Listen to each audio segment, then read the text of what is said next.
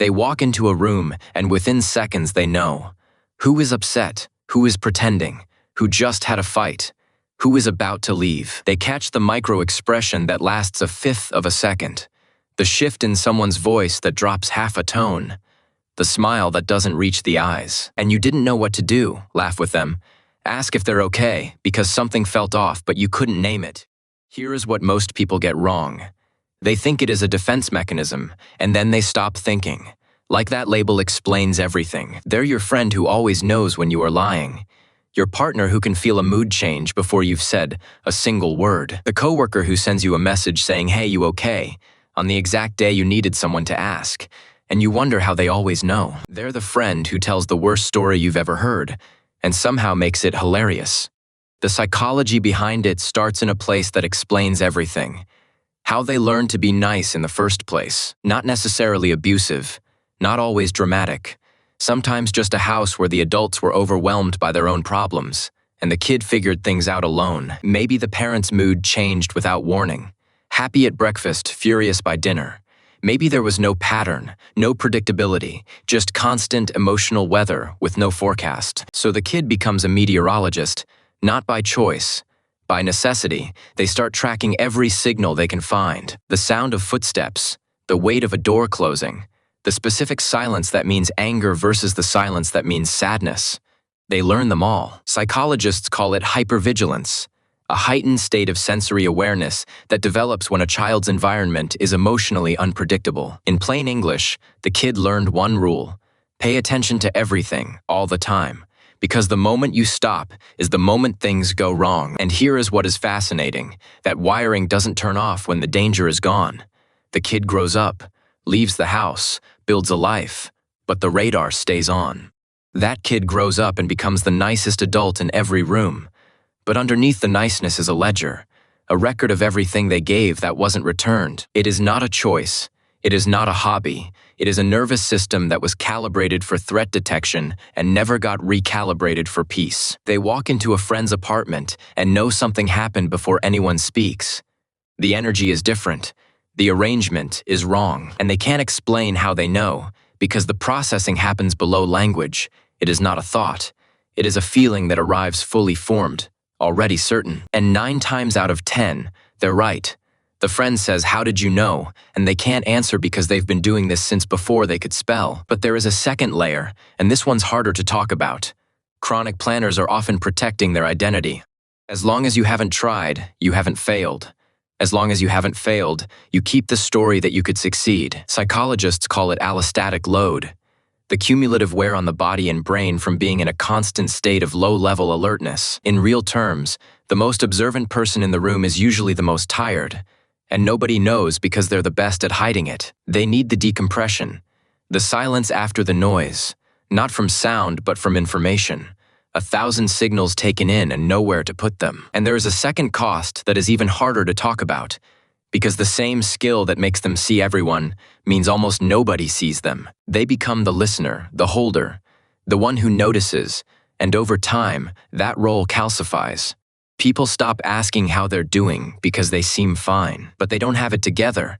They're just fluent in a language nobody taught them, and nobody thinks to speak back to them. And if you ask them what they need, they wouldn't know how to answer, because nobody ever asked. So the question itself feels foreign. And here is what nobody tells you about this. They don't want to be seen the way they see others. That level of exposure terrifies them, because being observed was never safe for them. In their childhood, being noticed meant being targeted. Drawing attention meant becoming a problem. Invisibility was protection. Psychologists call it the observer's paradox of attachment. The child who learned to watch everything also learned that being watched was dangerous. So as adults, they orbit every relationship from a safe distance, close enough to care, far enough to never fully be known, and that distance feels like home. They want to be close, they ache for it. But every time they get truly close, something ancient whispers that is not safe. Pull back. And let's talk about something most people won't admit, because there is a childhood layer to this, and it is quieter than you'd expect.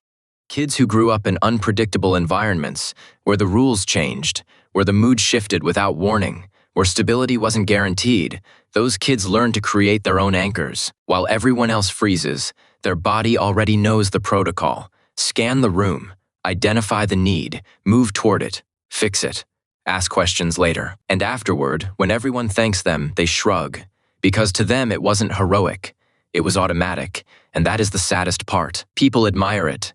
They say you are so calm, and the answer they'll never give is I've been training for this since I was 6. So what does healing look like for someone whose wound became a skill? Because that is the complicated part. You can't just turn it off. The observation isn't the problem. The observation is beautiful. The problem is the part underneath it that says if I stop watching, something bad will happen. That belief was true once, in that house, at that age. But it is not true anymore, and convincing your nervous system of that takes time. Healing isn't about becoming less observant. It is about learning that you are allowed to stop, that the room will hold without you tracking every shift in it. It is about learning to receive, which sounds simple, but for someone who spent their childhood giving attention they never got back, receiving feels like standing naked in traffic. Psychologists call it neuroception retraining, teaching the nervous system that safety doesn't require surveillance, that you can rest without something falling apart. In real terms, it means letting someone notice you for a change and not running when they do, sitting in the discomfort of being seen and surviving it. And here is where it all comes together, because this isn't a story about damaged people who need fixing. And maybe that is the most important thing here. We've built a world that rewards people for speaking first, but the best ideas almost never come first. They became the parent who actually listens, the friend who remembers the thing you mentioned once 3 months ago, the partner who knows what you need before you ask. They didn't choose this skill, but they've used it to hold people together, to catch what others miss, to be the quiet anchor in every room they enter. The child who was ignored became the adult who never lets anyone feel invisible. That transformation deserves more than a diagnosis. It deserves respect. They learned to read the world because the world didn't read them. And instead of becoming bitter, they became fluent in the one language everyone needs, but nobody teaches. Empathy, not the shallow kind. The kind that was earned in dark hallways and quiet kitchens and years of watching without being watched back. Maybe that is one of the most human things you can do with suffering. Refuse to let it win the conversation. So the next time someone laughs while telling you something painful, don't rush to fix it. They know it is okay to cry, they always have, but you are also allowed to stop, to let someone else hold the room, to close your eyes and trust that everything will still be there when you open them. Not because you are giving up, because you've done enough watching for one lifetime, and the room can survive without your radar for 5 minutes. It really can. If this hit home, subscribe. I'd genuinely appreciate it.